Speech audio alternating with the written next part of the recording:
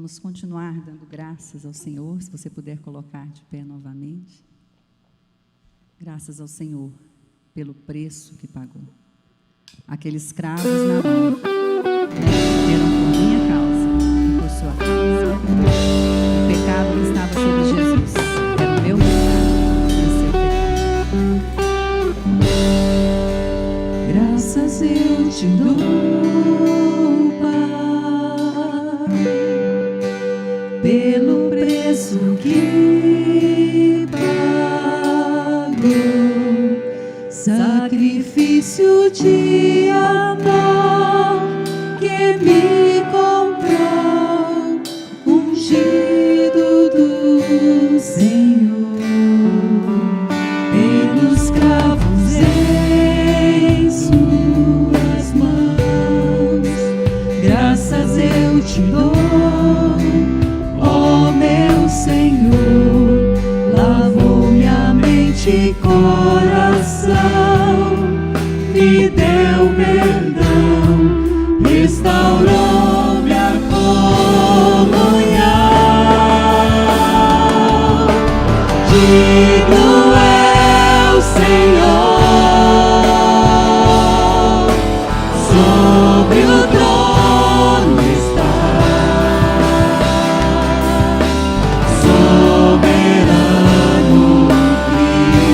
Criador, vou sempre te adorar. Elevo minhas mãos ao Cristo que venceu, Cordeiro de Deus morreu por mim, mas ressuscitou.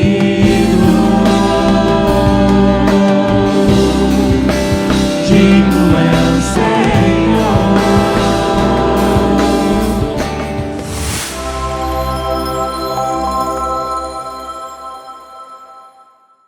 Amém. Benção.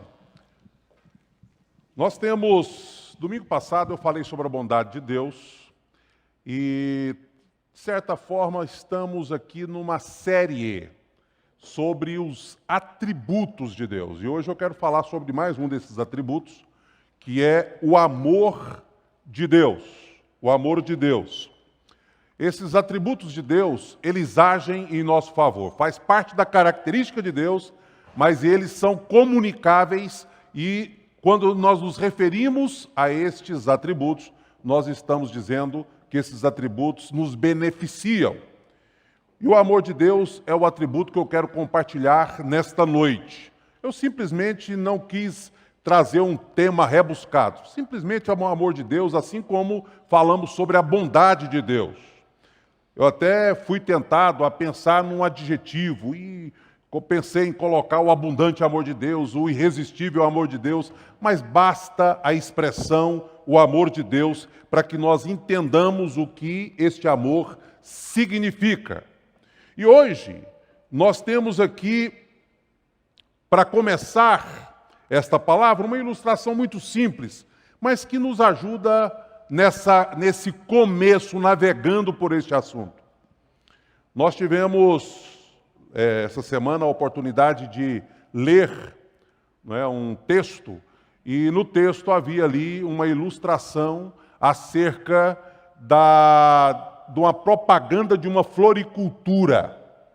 E a propaganda, simplesmente na porta da floricultura, estava escrito o seguinte: diga com palavras, ou fale, com flores, ou fale com flores, diga com flores, ou fale com flores. E aí chegou um homem lá dentro daquela floricultura, o balconista, o atendente chegou até ele, sim senhor, posso servi-lo? E ele disse, sim, eu quero uma rosa vermelha. E o balconista, intrigado, disse, mas só uma rosa vermelha? Ele pensou que ia comprar ali um ramalhete, um buquê, uma dúzia de flores.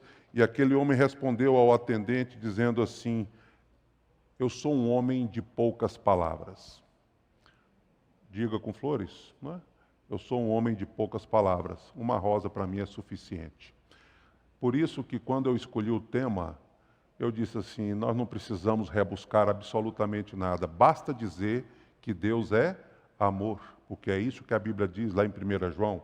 Basta dizer que o amor de Deus está disponível para você e para mim, porque se a gente for tentar explicar o amor de Deus com palavras, nós não encontraremos as palavras suficientes para descrevê-lo. O amor de Deus, ele é simplesmente a maior virtude que nós poderíamos declarar de Deus, porque ele age em todas as áreas dos demais atributos. Por exemplo, sem o amor de Deus por nós, a sua justiça seria condenatória. Sem o amor de Deus por nós, a sua santidade nos afastaria dele, de modo que não teríamos intimidade com ele. Sem o amor de Deus, o seu poder nos destruiria. Porque o amor combina com o poder, com a justiça, com a santidade, é que nós estamos aqui nesta noite. Por isso, o amor é a maior virtude do mundo, porque esse amor trabalha e contribui com as nossas relações. Mas é a maior virtude ou o maior atributo do nosso Deus também. E eu poderia dizer que o amor é a única esperança de qualquer pecador. Por isso eu convido você para nós navegarmos nesse tema pelas Escrituras, tendo como texto básico 1 João 4, 7 a 12, e eu passo a ler para vocês esses conhecidos versículos desta primeira carta de João. Amados, amemos uns aos outros, pois o amor procede de Deus. Aquele que ama é nascido de Deus e conhece a Deus. Quem não ama, não conhece a Deus, porque Deus é amor. E o texto segue dizendo, foi assim que Deus manifestou o seu amor entre nós. Foi assim que Deus manifestou o seu amor entre nós. Enviou o seu Filho unigênito ao mundo para que pudéssemos viver por meio dele. Nisto consiste o amor. Não que nós tenhamos amado a Deus, mas em que ele nos amou e enviou o seu Filho como propiciação pelos nossos pecados. Amados, visto que Deus assim nos amou, nós também devemos amar uns aos outros. Ninguém jamais viu a Deus. Se amarmos uns aos outros, Deus permanece em nós e o seu amor está aperfeiçoado em nós. Passo a descrever o amor de Deus com apenas 4 palavras. O amor de Deus é, em primeiro lugar, sacrificial. O que significa dizer que o amor de Deus é sacrificial? Significa dizer que Deus me ama de verdade. Tem gente que às vezes tem dúvida do amor de Deus. Eu não sinto o amor de Deus, como é que eu posso entender o amor de Deus? Como é que o amor de Deus se manifesta na minha vida? Eu quero que você saiba que Deus, o Filho, Jesus Cristo, segunda pessoa da Trindade, ele veio ao mundo, tornou-se homem, tendo se tornado homem, ele morreu numa cruz, sofreu dores tremendas, e tudo isso ele fez, sabe por quê? Porque ele te ama. E aí você pergunta, como é que eu posso compreender e entender o amor de Deus? Basta dizer que Deus se encarnou, tornou-se homem em Jesus, assumiu a natureza, andou por essa terra, passando por todas as limitações que essa natureza imprime a um homem, porque ele era de fato homem, sofreu perseguição, rejeição, morreu numa morte dolorosa, e tudo isso ele fez para cobrir o seu pecado, substituí-lo na sua punição. E aí você tem que admitir que não tem maior demonstração de amor do que esta que o nosso Deus demonstrou vindo ao mundo através do Filho para morrer em nosso lugar. Sem dúvida alguma, a ira de Deus é uma realidade bíblica inegável. Contudo, a ira de Deus não se manifesta contra o homem, se manifesta contra o pecado. E a maior expressão da ira de Deus foi a cruz do Calvário, só que foi contra si próprio. Por amor, ele transferiu para ele toda a dor e a intenção da morte, de destruir, de separar, e ele morreu por amor, para satisfazer a sua própria justiça, sem destruir você, sem destruir a mim. Então nós vamos entender por esse primeiro versículo, nisso consiste o amor. Não em que nós tenhamos amado a Deus, mas que Ele nos amou. E Ele fez o que por amor? Enviou seu Filho como propiciação pelos nossos pecados. A cruz é o plano de Deus. Plano que foi elaborado antes da fundação do mundo. Para quê? Para trazer reconciliação para um mundo que estava totalmente separado de Deus. Para trazer paz para todos os corações angustiados. Para resgatar aqueles que estavam totalmente dominados pelo inimigo. Para vencer a opressão e vencer todo o direito que o diabo tem sobre a vida do ser humano. Só quem não quer entender é que continua sendo escravo do inimigo, escravo do pecado. Colossenses, escrito pelo apóstolo Paulo, a carta, ele diz o seguinte: tendo despojado os poderes e as autoridades, fez deles um espetáculo público, triunfando sobre eles na cruz. Escravidão, fim. Eu não preciso mais ser escravo. A nota promissória foi rasgada, a dívida foi cancelada. Jesus Cristo pagou o preço no seu lugar. Jesus Cristo pagou o preço no meu lugar. Isso é amor. Isso é plano de Deus. Cruz como centro. Segundo, nela Deus se sacrifica através de Jesus. O que significa dizer que Deus se sacrifica através de Jesus? Significa que Deus não exige de você um sacrifício. E essa semana nós estávamos meditando na live sobre o Salmo 51. O sacrifício que Deus quer é um coração quebrantado, um coração contrito, um espírito quebrantado. É esse o tipo de sacrifício que agrada a Deus. E quando a gente olha o que foi feito pela humanidade através de Jesus, você entende que o sacrifício não é para Deus, o sacrifício é para o homem. Engraçado, né? O sacrifício que Deus quer é o seu quebrantamento, o seu arrependimento, o reconhecimento do seu pecado, a sua contrição, a sua entrega genuína. Agora, o sacrifício, Deus não se compraz em sacrifícios. Por isso ele veio e o sacrifício foi por mim e por você. E o sacrifício de Jesus na cruz do Calvário, oferecendo-se a si mesmo aos homens, ele puniu o pecado humano através de Jesus, do Filho. E o Pai nunca o rejeitou. Se você começar a ler os evangélicos, você vai descobrir o Senhor dizendo assim, por exemplo: aquele que me enviou está comigo e não me deixou sozinho, pois sempre eu faço o que lhe agrada. Isso está em João capítulo 8, versículo 29. Depois você encontra João 16, 32, vocês me deixaram sozinho, mas eu não estou sozinho, pois o meu Pai está comigo.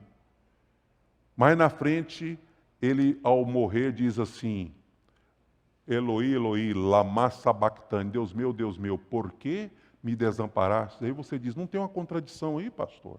Ele está dizendo que o Pai não o abandonou, agora ele está dizendo que está sozinho. Deus meu, por que me desamparaste? Eu queria que você entendesse que esse grito de Jesus revela a intensidade da dor, o tamanho do sofrimento que ele estava passando, com uma finalidade. Você sabe qual é a finalidade? É dizer para nós com bastante eloquência que essa dor de Jesus era para ser minha. Essa dor de Jesus era para ser sua. A dor de ver o Pai longe, virando as costas. Não há nem fogo do inferno que seja tão doloroso como o abandono de Deus. E por um minuto, carregando o pecado da humanidade, o Senhor Jesus experimentou essa dor profunda, esse sofrimento intenso, e essa desolação e esta angústia do abandono divino. A maior punição que uma pessoa pode sofrer para nos mostrar o quanto a cruz foi necessária e o quanto a cruz é uma demonstração do grande amor de Deus. Através dela, nós nos livramos do horror do juízo divino que está preparado para aqueles que rejeitam, mas através dela também nós recebemos a reconciliação, a nossa posição de volta, que foi perdida com a queda no Jardim do Éden. A cruz é um plano de Deus e a mais alta revelação do amor de Deus. Como eu já disse, não é o homem entrando em sacrifício para com Deus, mas é Deus entrando em sacrifício em favor do homem, levando a vergonha, a corrupção, trazendo para dentro de si a morte, para que você pudesse experimentar a vida. Que bênção! É através do amor que eu preciso enxergar todas as facetas e áreas da vida. E é através das lentes do amor que eu preciso enxergar o próprio plano de Deus para a humanidade. A morte violenta e o perfeito sacrifício de Jesus nos trouxe grandes benefícios. E nós somos gratos a Ele por esses benefícios. Agora, a cruz como auge do amor divino trouxe perdão para o meu pecado, trouxe cura para as minhas enfermidades, trouxe reconciliação para a minha separação de Deus, deu um exemplo para que eu pudesse seguir e nos doou o maior de todos os presentes, que é o próprio Espírito Santo, para estar conosco. Eu trouxe uma frase para a gente encerrar esse ponto, que revela que o amor de Deus foi e continua sendo e será até o fim, até a volta de Jesus Cristo, a maior de todas as ameaças para todos os reinos, quer reinos visíveis, quer reinos invisíveis. Você sabe por que tem perseguição da igreja em muitos países? Porque o tirano não admite o cristianismo, um tirano. Um déspota não admite que você creia em Deus e tenha fé em Jesus Cristo. Lá no começo, a encarnação de Jesus por amor foi uma ameaça para o rei Herodes. Mas você acha que ficou somente lá? Foi uma ameaça para o rei Herodes. É uma ameaça para os religiosos, porque os religiosos também, você não pensa que poder é uma prerrogativa apenas de políticos. Existem muitos religiosos apaixonados pelo poder, pessoas que gostam de manipular, mas quem conhece Jesus é liberto. Quem conhece o amor de Deus se liberta. E essa libertação vinda através do amor e através da cruz ameaça qualquer pessoa que tem paixão pelo domínio, paixão pela ditadura, pelo poder. Por isso os países onde os mandatários são déspotas, eles não querem a igreja lá. Coreia do Norte não quer a igreja lá. China não quer a igreja lá. Porque o amor de Deus transforma de tal forma, através de Jesus, que uma pessoa que quer mandar não consegue tolerar esse amor. É uma ameaça. Com a encarnação, preste atenção nesta declaração que eu vou fazer agora. O Filho unigênito de Deus, coeterno, se tornou humano. 100% humano. Jesus não foi 70% humano. Jesus foi 100% humano. Ele nasceu através de uma gestação no útero de uma jovenzinha piedosa daquela região, Maria, não é? Passou pelo processo de gestação, nasceu como bebê, passou pelo processo de crescimento, 100% homem. Mas você sabe que com a encarnação ele permaneceu sendo 100% Deus. 100% homem, com 100% Deus, revela para nós que o Deus Santo, eterno, transcendente, desceu da glória, se despiu de toda a majestade, abriu mão para que ele pudesse chegar até nós, meros mortais, seres humanos caídos e pecadores, para trazer até nós a oportunidade da salvação. Jesus liberta, unifica, traz vida.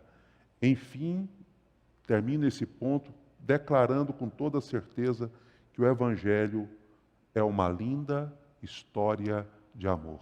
Todo o plano da redenção é uma linda história de amor. Mas eu tenho uma outra palavra para definir o amor de Deus. É a palavra incondicional. O que significa dizer que o amor de Deus é incondicional? A milionária Hattie Green, ela resolveu se isolar do mundo. Opcional. Não foi por causa de nenhuma pandemia. Se isolar de redes, se isolar de relacionamentos, poucos amigos a visitavam. E esses poucos amigos tinham que conviver com um cachorro mestiço, muito feio, e que ainda rosnava e queria morder alguns dos seus amigos que a visitavam. E um dia um amigo intrigado com ela disse assim, você podia dar fim nesse cachorro. Quem sabe você pega um cachorrinho bonito, dócil, e começa uma nova história com outro tipo de animal, porque esse cachorro é complicado. E a resposta dela foi o seguinte, não, esse cachorro me ama, por isso eu não quero dar fim nele. Esse cachorro me ama e não sabe quanto tem na minha conta bancária. O que ela quis dizer com isso? Esse cachorro me ama não é pelo dinheiro que eu tenho, não é pela riqueza que eu tenho. A Bíblia diz que o amor de Deus não é porque você merece que Ele te dá. E nem é porque você não merece que Ele vai deixar de te dar. O amor de Deus, ele é incondicional. Ele te ama de qualquer forma. Ele te aceita, Ele te atende, Ele te escuta, Ele te abraça. Independente de qualquer coisa. Por isso que tem gente que fala assim para a gente, pastor, o dia que eu conseguir eliminar o tal vício da minha vida, eu quero me converter ao Senhor. O dia que eu mudar de vida, eu quero me converter ao Senhor. O dia que acontecer isso ou aquilo, eu quero me converter ao Senhor, eu quero ir para a igreja. Enganou-se. Eu estava me lembrando de um hino que não sei quantos anos tem que eu não ouço, e aqui na nossa igreja a gente já cantou ele no meu pastorado, mas tem muito tempo que a gente não canta. Não é? Aquele hino, eu venho como estou, porque por mim Jesus morreu, eu venho como estou. Você sabe qual é o grande problema? É que o amor de Deus não deixa a gente como a gente era. A gente vem como a gente está, não precisa limpar antes, mas quando a gente chega, o amor de Deus nos transforma. Faz com que a nossa vida seja mudada. Por isso, primeiro você vem, depois você se transforma. Permite que depois que você chegar na presença de Deus, permite que Ele te limpe. Faça a oração de Davi. Vê se há em mim algum caminho mau e guia-me pelo caminho eterno.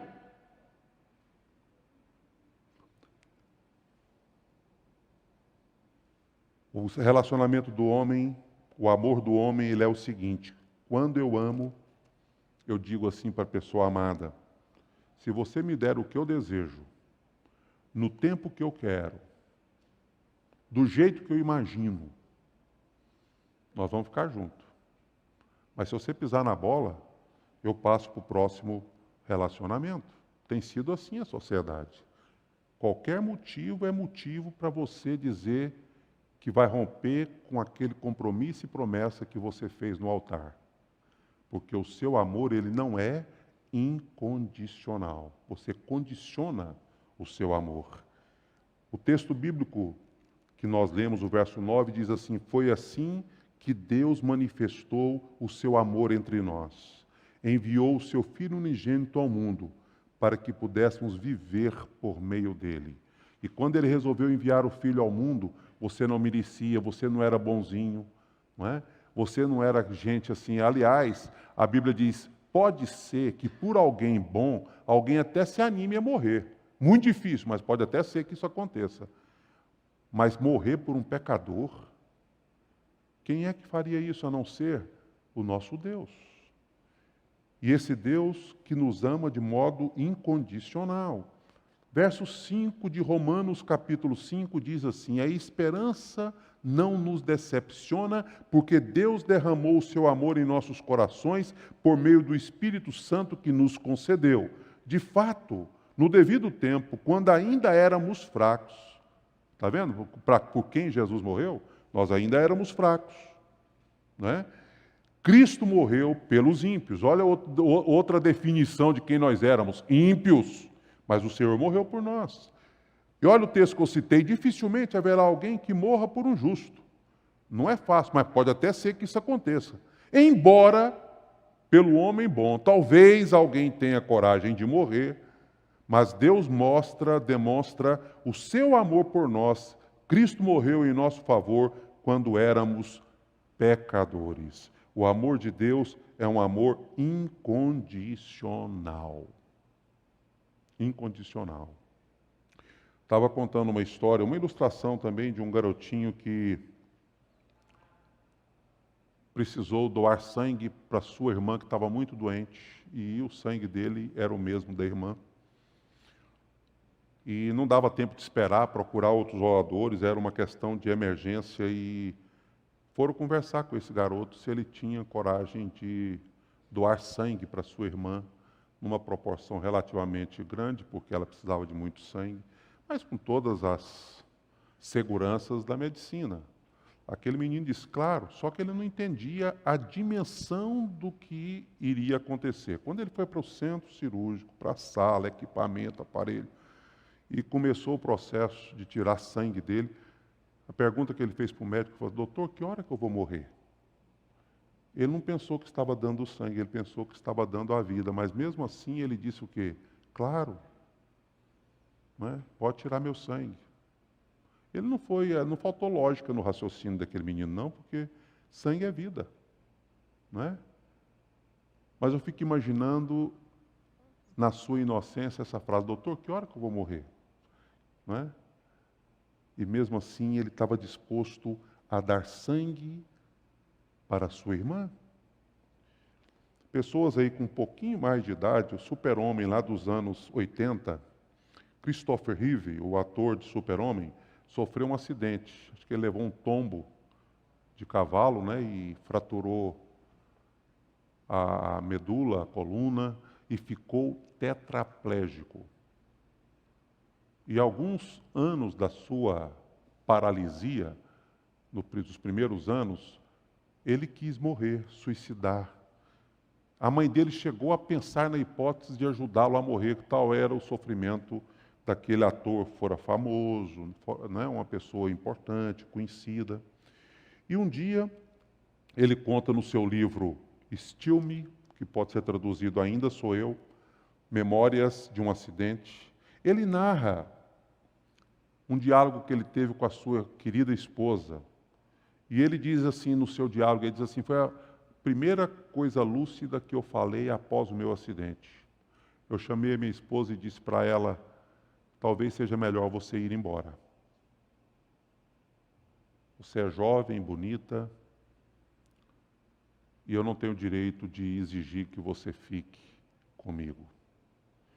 E ela reagiu a essa colocação do marido em lágrimas, dizendo o seguinte: quero que saiba que estarei com você enquanto vida você ou eu tivermos, porque aconteça o que acontecer, eu te amo, com o mesmo amor que eu declarei no dia do nosso casamento.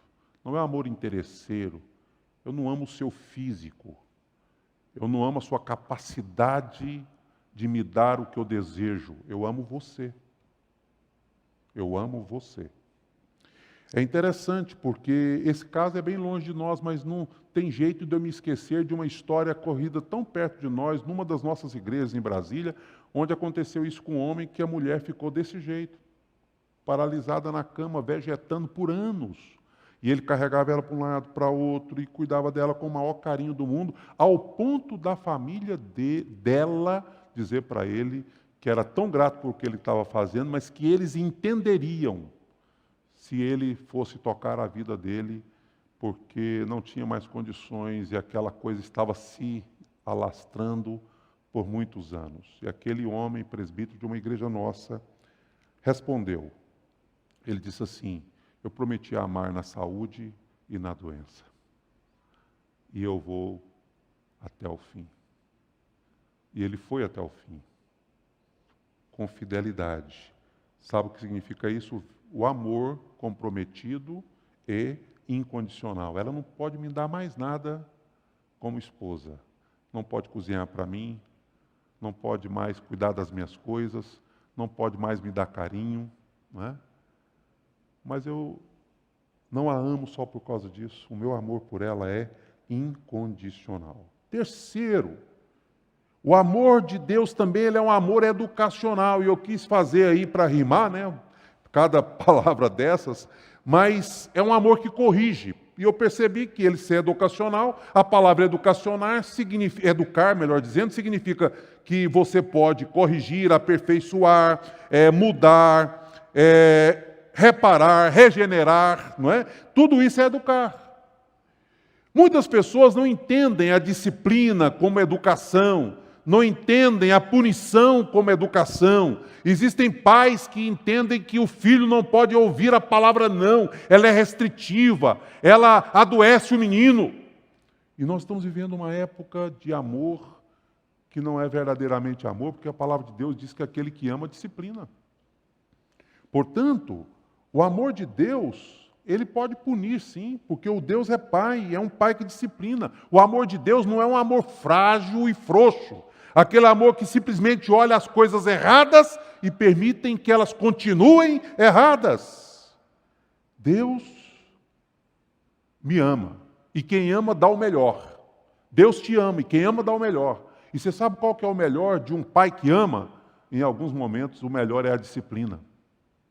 O melhor de um pai que ama é o não. O melhor de um pai que ama é a correção. Há momentos em que você tem que entender que o amor verdadeiro inclui a disciplina.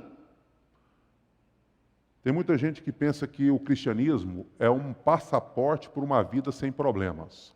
Eu aceitei Jesus, eu nunca mais vou acordar de mau humor. Eu aceitei Jesus, não vai ter nunca mais ninguém se levantando contra mim. Eu aceitei Jesus, eu não vou ter mais nenhum dia de derrota. Porque eu agora sou de Jesus, e quem é de Jesus não passa por essas coisas. Deixa eu dizer uma coisa para você. O amor de Deus permite que sofrimentos venham, o amor de Deus permite que batalhas surjam, porém, esse mesmo amor me dá força, poder, para que eu possa superar todas as batalhas e vencer todas as lutas. Preste atenção. A Bíblia é clara em dizer que Deus tem prazer em nos agradar. Mas só que a gente tem mania de pensar aquilo que nos interessa na Bíblia. Você já percebeu isso? Por exemplo, as pessoas amam a promessa do Salmo 37, versículo 4, parte B. Ele satisfará os desejos do seu coração. Oh, que Deus maravilhoso, não é? Ele vai satisfazer os desejos do meu coração, que é maior amor do que esse. Só que esquece da primeira frase do versículo, qual é? Agrada-te do Senhor, ou deleite-se no Senhor. E aí, então, Ele satisfará os desejos do seu coração. Você sabe o que isso significa? Quando eu me delicio em Deus, quando eu agrado o Senhor, quando eu me aproximo de Deus, eu alinho os meus desejos com a vontade de Deus, aí Deus tem prazer em atendê-los. Mas você percebe quando é que Deus tem prazer em atender os meus desejos? Quando os meus desejos estão alinhados com os desejos dEle, porque eu me debrucei na presença dEle, eu me deliciei na presença dEle, eu desfrutei da presença dEle. E quando isso acontece, você começa a descobrir qual é a melhor para a sua vida em Deus, né? Deus revela a vontade dEle para você. Só que tem muitos crentes que pensam em Deus como Papai Noel espiritual. Por isso você vê crente dando birra para ganhar coisa de Deus. Esses crentes que pensam que Deus é esse Papai Noel, que atende tudo que a gente quer, às vezes coisas apenas para esbanjar, como diz Tiago, nos meus deleites, né? Essas pessoas tornam-se pirralhos espirituais, pessoas mimadas, com problemas. Primeiro, probleminha que enfrenta, está falando mal de Deus, está questionando Deus, está se decepcionando com a fé. Sabe, deixa eu dizer uma coisa. Olha o que diz esse versículo que está em Provérbios, repetido em Hebreus quase que literalmente. O Senhor disciplina a quem Ele ama, assim como o Pai faz ao filho de quem deseja o bem. O pai que quer o bem do filho, ele disciplina o filho. Mesmo que doa em si mesmo essa disciplina. Porque uma disciplina com amor dói mais em quem está disciplinando do que na pessoa disciplinada. Deixa eu dizer uma coisa para você, que talvez você não gostaria de ouvir. Às vezes, nós como cristãos estamos precisando de uma boa surra. Porque a gente brincou muito de ser crente, brincou muito com Deus, brincou muito com a fé, brincou muito com tudo. E Deus, como um pai amoroso, vai te dar essa surra. Às vezes nós estamos precisando de Deus um não. Nós estamos, como eu disse agora mesmo, muito mimados. Não aceitamos o não de Deus. Mas Deus vai dizer o não, porque o não dele é melhor para nós. O amor de Deus, ele nos educa.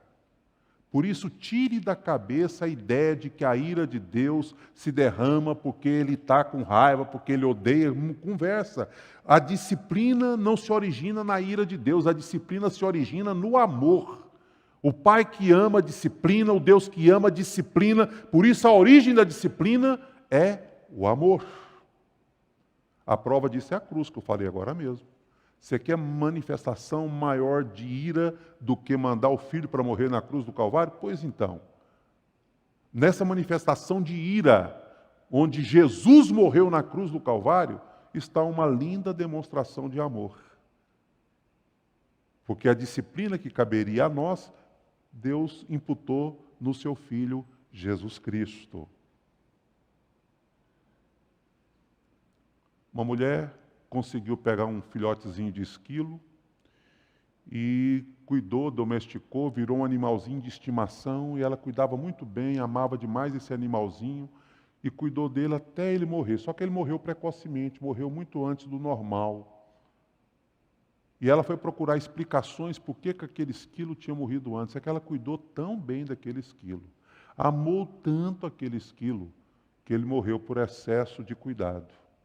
O esquilo, ele é roedor, ele tem 4 dentes na frente, como outros roedores têm. E esses dentes, eles crescem continuamente. Cresce continuamente. E essa mulher dava nozes já só a castanha. E o esquilo não tinha o exercício de quebrar as castanhas para comer, a casca para comer a castanha. Não exercitava. E aí esse dente cresceu sem exercício, cresceu sem ele roer, que é a natureza dele, um roedor. Cresceu sem ele roer. E o crescimento exagerado desse dente foi que ocasionou a morte deste esquilo. Tem muitas vezes nós morremos se nós não formos disciplinados. A disciplina visa gerar vida. A educação de Deus para nós visa gerar vida. Por último, a 4ª palavra, aliás, eu vou pular isso aqui porque, desculpa, eu falei por último, mas tem um slide aqui, por causa do nosso tempo e porque eu quero ir para o último, a última palavra, porque eu não quero correr aqui, nós temos Santa Ceia ainda hoje. Por último, o amor de Deus, ele é atemporal. O que significa dizer que o amor de Deus é atemporal? Significa que ele não pode ser controlado pelo tempo, ele não faz parte do tempo. Deus não desiste do amor e não desiste de amar. Ele já amou no passado, ama no presente, amará no futuro. Deus é eterno e os seus atributos também são eternos. Por isso, O amor de Deus, ele é atemporal, ele não é controlado pelo tempo. Quando a gente quer definir um atributo de Deus, nós temos que definir lembrando que tudo que é de Deus é eterno, porque Deus é eterno. Você pode rejeitar o amor de Deus, você pode se afastar do amor de Deus, você pode recusar o amor de Deus, mas isso não mudará a verdade de que Deus te ama em qualquer tempo e ainda o amará até o final da sua vida. Jeremias 31:3 declara a eternidade do amor de Deus com este versículo: com amor eterno eu te amei, por isso com benignidade te atraí. Amor eterno te amei, com benignidade te atraí. O amor de Deus é um amor comprometido, um amor que não é condicional, como eu já disse, e nem um amor que acaba fácil. O amor de Deus, você não pode comprar, você não pode levá-lo a amar mais, levá-lo a amar menos, porque Ele te ama de maneira plena. E esse amor do Senhor é que vai levar você, não só porque esse é um amor eterno, mas Ele vai levar você em segurança para a eternidade. Vai levar você em segurança para a eternidade. E o texto que eu trago aqui, que é tão familiar, vai nos ajudar para a gente encerrar esta mensagem com algumas coisas fantásticas. Primeiro, Romanos 8:35. Quem nos separará do amor de Cristo? Será tribulação, ou angústia, ou perseguição, ou fome, ou nudez, ou perigo, ou espada? Quem vai separar do amor de Deus? Como está escrito, por amor de ti, enfrentamos a morte todos os dias. Mas em todas estas coisas, somos mais que vencedores por meio daquele que nos amou. Quem nos separará do amor de Cristo? Será a tribulação? Você tem enfrentado a tribulação? Ela está separando você do amor de Cristo? Angústia?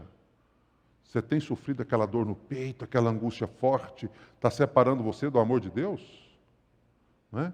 Perseguição, você tem sido perseguido pelo patrão, pela família, seja lá por quem for, você está achando que essa perseguição está te separando do amor de Deus? Fome, desemprego, né? Perdi o emprego, meus recursos estão acabando, nudez, perigo, espada. Como está escrito, por amor de ti enfrentamos a morte todos os dias, mas em todas essas coisas somos mais que vencedores por meio daquele que nos amou. Deixa eu te falar uma coisa aqui com os 3 últimos versículos, pois estou convencido de que nem morte, nem vida, nem anjos, nem demônios, nem presente, nem futuro, nem quaisquer outros poderes, nem altura, nem profundidade, nem qualquer outra coisa na criação será capaz de nos separar do amor de Deus que está em Cristo Jesus, nosso Senhor. Que amor é esse? Esse amor atemporal. Primeiro, ele é um amor cuja existência de Deus não vai permitir que situação nenhuma interfira, entre no meio desse amor. Por isso, vida ou morte não vai atrapalhar esse amor. Segundo, esse texto está nos dizendo que nenhum ser vivo, anjos, principados, nenhum ser vivo vai atrapalhar o amor de Deus por nós. Nem o tempo, olha esse amor atemporal, nem o presente, nem o futuro, nada vai me separar do amor de Deus. O contexto político, governantes não podem me separar do amor de Deus, e nem o espaço, altura ou profundidade pode me separar do amor de Deus. Deus é imutável. Por isso mesmo, seu amor também não muda. É o mesmo sempre. Porque os seus atributos combinam entre si. Deus é eterno, por isso o seu amor é eterno. Porque os atributos combinam entre si. Nada pode separar você do amor de Deus. Nada, absolutamente nada. Bom, domingo passado eu sugeri que você fosse embora e vivesse uma semana desfrutando da bondade de Deus. Meu desejo hoje é que você passe uma semana desfrutando do amor de Deus. Amor sacrificial, amor incondicional, amor educacional, amor atemporal. E nós poderíamos dar tantas outras características para este amor. Mas leve essas para casa e desfrute do tremendo amor de Deus durante essa semana. Que Ele abençoe sua vida e a minha vida. Amém. Nós vamos ser conduzidos.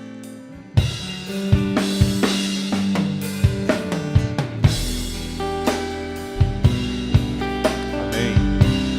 Quero agradecer a todos que vieram no culto presencial, aqueles que estão nos acompanhando no culto, na transmissão ao vivo, aqueles que irão assistir o vídeo depois.